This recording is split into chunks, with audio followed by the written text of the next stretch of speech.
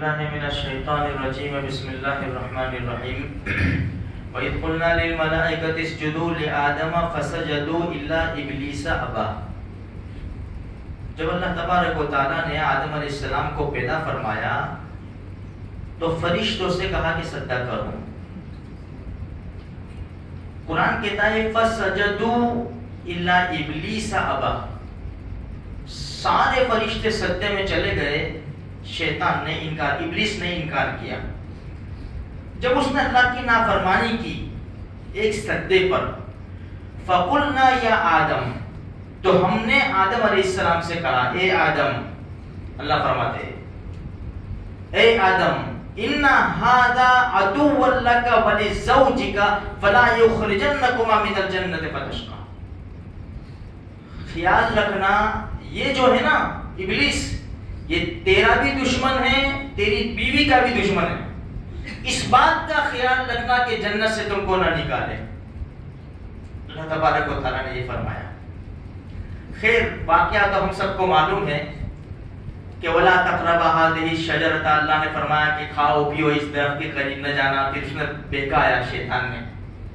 اللہ کو ایک نظام چلانا تھا، بس یہاں کہنے کا مقصد یہ ہے، اس کے اوپر غور کرنا ہے۔ صرف اللہ پاک نے ابلیس سے کہا سجدہ کر، یہ اللہ کا حکم تھا، اس نے ایک سجدے کا انکار کیا۔ الحمدللہ ہم انکار نہیں کرتے نماز کا، ہم سجدے کا انکار نہیں کرتے۔ بھئی کسی کو کہے نہ چل نماز پڑھنے، وہ ایسا نہیں کہتا میں نہیں آتا، ایسا نہیں کہتا۔ الحمدللہ ایمان ہے دل کے اندر لیکن سویا ہوا ہے، اس کو جگانے کی ضرورت ہے۔ وہ جاگے گا 2 4 8 10 مرتبہ اپنے بھائی کو سمجھاوے نا، یار نماز تو دین کا ستون ہے، ایمان کے بعد سب سے پہلے نماز، تو یہ ایمان جاگے گا، ابھی سویا ہوا ہے۔ ہم کہیں گے نا چل نماز پڑھنا، جانے میں آتا ہوں، یہ ایمان کی نشانی ہے، انکار نہیں کرے گا۔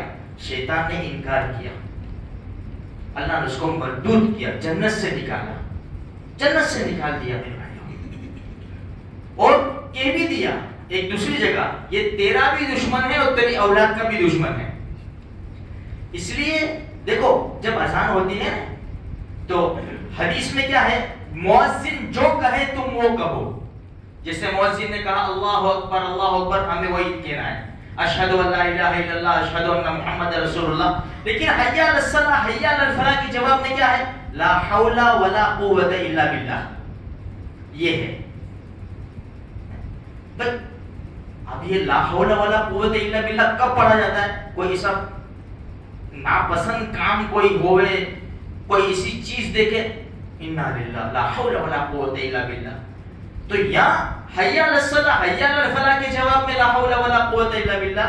تو حقیقت بات یہ ہے کہ جب اللہ بلاتا ہے نا حی علی الصلاۃ، یہ حقیقت میں مؤذن میسنجر ہے، یہ پیغام پہنچا رہا ہے اللہ کا۔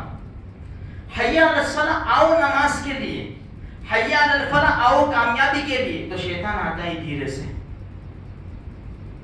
وہ ٹائم ہے ابھی تو، کل سے شروع کریے، پرسوں سے شروع کرو، پرسوں جمعہ ہی ہے نا، ہاں جمعہ سے بڑے صاحب آج فجر کی نماز نہیں پڑھی نا، کل فجر کی نماز پڑھوں گا نا انشاءاللہ، شروع کل سے نماز۔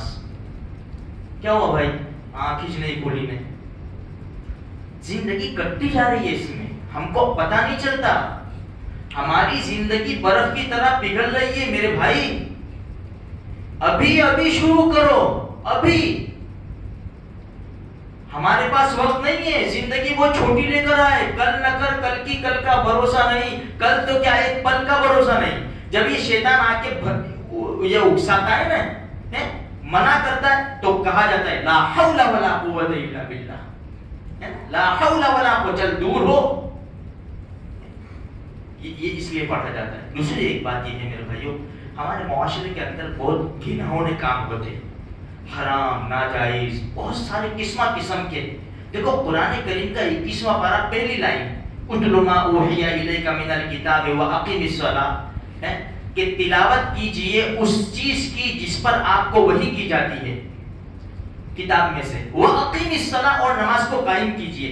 آگے کیا جملہ اللہ فرماتے ہیں، ان الصلاۃ تنہا عن الفحشاء والمنکر، بے شک نماز بے حیائی اور برے کاموں سے روکتی ہے۔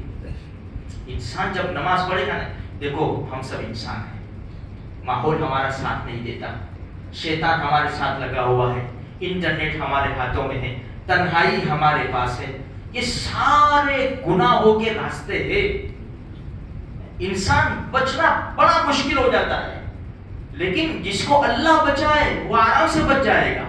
راستہ کیا بتایا؟ ان الصلاۃ تنہا عن الفحشاء والمنکر، بے شک نماز بے حیائی اور برے کاموں سے روکتی ہے، ضرور روکے گی، اس لیے پابندی کے ساتھ بہترین انداز سے سکون کے ساتھ رب کے سامنے کھڑے ہو جائیے، اطمینان کے ساتھ مسجد میں اللہ کے گھر میں آئیے، اطمینان کے ساتھ نماز پڑھیے اور سکون اطمینان کے ساتھ یہاں سے مسجد سے جائیے۔ انشاءاللہ ثم انشاءاللہ نماز کا اتنا بڑا فائدہ ہے نا میرے بھائیو، اتنا بڑا فائدہ ہے جو روزی میں بھی ہم پریشان ہیں، اللہ پاک اسی سے راستے کھولے گا۔ اللہ مجھے آپ کو سارے مسلمانوں کو اس کی توفیق بخشے۔